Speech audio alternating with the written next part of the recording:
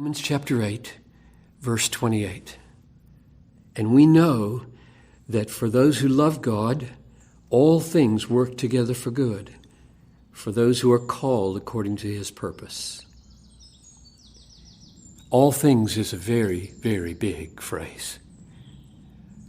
And it really does mean all things work together for our good, because he goes on and he talks about enduring tribulation and distress and persecution and famine and nakedness and peril and sword down in verse 35. And he says, in all those things, we are more than conquerors, meaning they're all working together for our good. Or verse 32, how will he not give us all things since he gave us Christ? So the all things really does include the most painful things in the world. That's why this verse has historically been so precious to suffering Christians. So here's the question. For whom is this promise true?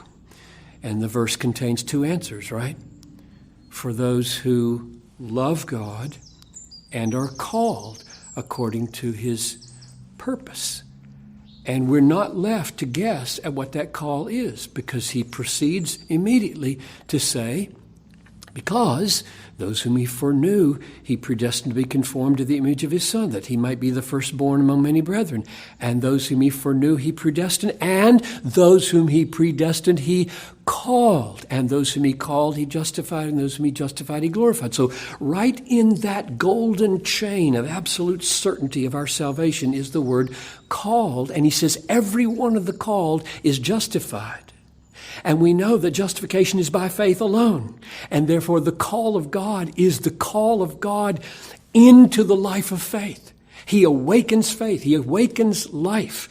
It's like Lazarus. Lazarus, come forth out of the grave. That's the call of God on our life. He raises us from the dead. So if you are called by God, that is, if he has awakened faith and spiritual life within you, it's your verse. And the other qualification is those who love God. And loving God is precisely what happens to you when you are called from death to life. Unbelievers don't love God. They love the world. They love everything but God. But when God sovereignly calls us out of death into life, the life that he gives us is, I love you, God. I love you, Jesus. And so this verse is yours if you have been called and if you love God. So I would say very specifically, trust Jesus that he has called you. You are his. You're banking on his promises. You're counting on his blood and righteousness to be your acceptance. And then love God and